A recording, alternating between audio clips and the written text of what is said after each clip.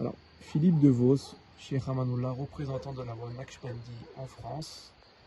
Alors, aujourd'hui, nous allons aborder le sujet des Ahl al-Kahf, les gens de la caverne. Beaucoup de spéculations ont lieu, non seulement quant au nombre, mais aussi quant à leur fonction, tout au long de l'histoire islamique en particulier. Alors, que sont les compagnons de la caverne? Qui sont ces gens de la caverne et quel est leur nombre? Oui, c'est assez extraordinaire que ce chiffre d'ailleurs, d'abord selon le hadith, le prophète, il a dit, ils sont 5, 7 ou 9. Et alors, bien sûr, les commentateurs ont parlé de ça. En particulier, Cheikh Muhyiddin Ibn Arabi, qu'on appelle Cheikh El-Akbar, a dit, à son époque, le prophète a voulu laisser ouvert cette question. Mais aujourd'hui, on peut dire, ils sont 9.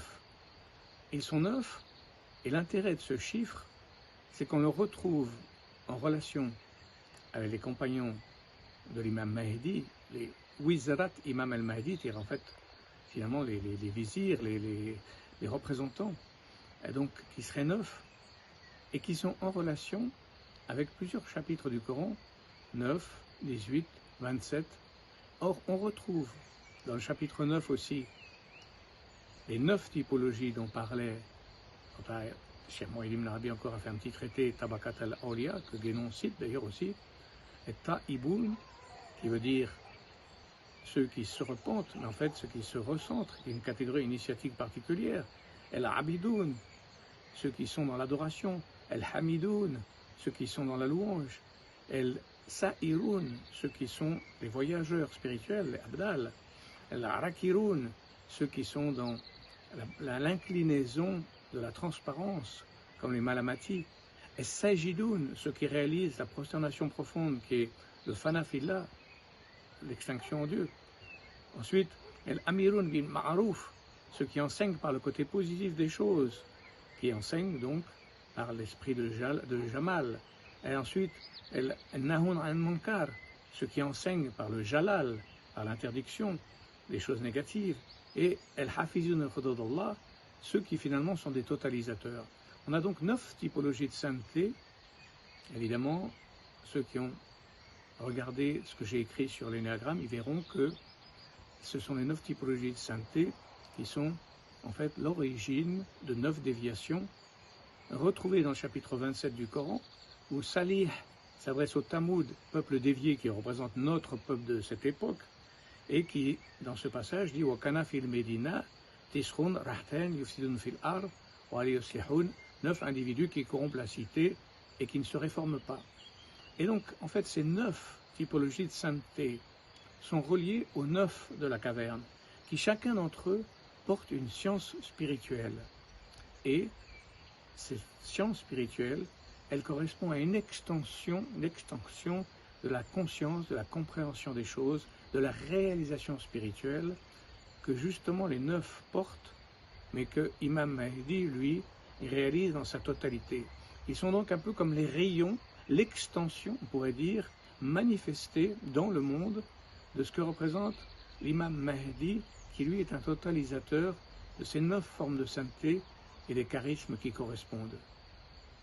Voilà ce que je peux dire dans un premier temps, car ce sujet est très profond et l'approfondissement serait de parler de ces 9 sciences particulières que portent les compagnons de la caverne. Donc je rappelle, on croirait qu'ils dormaient et en fait ils sont dans un état d'extase en vérité. C'est pour ça que, et ce lieu même est un peu un symbole de la Gartha ou de Shambhala, d'un lieu intérieur où on est hors du temps puisqu'il reste un temps beaucoup plus long que le temps normal. Donc c'est un espace hors du temps où seraient les compagnons du Mahdi, comme lui-même, on le sait, est dans un espace hors du temps.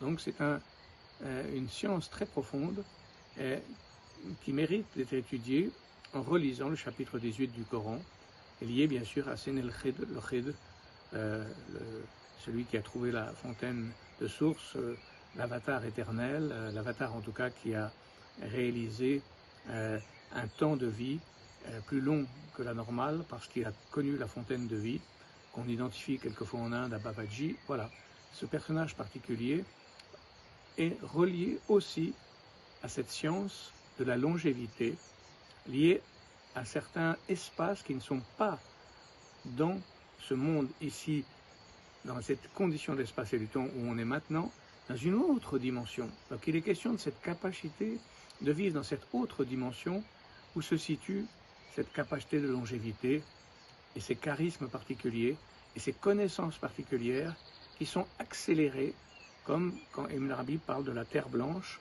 ce lieu où les êtres partent en dehors de leur corps physique, en laissant leur corps comme un vêtement, et en allant de cette terre blanche où tout est accéléré, tous les processus de connaissance sont en accéléré.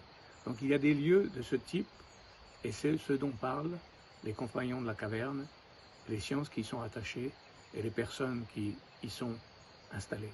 Voilà pour ce premier instant.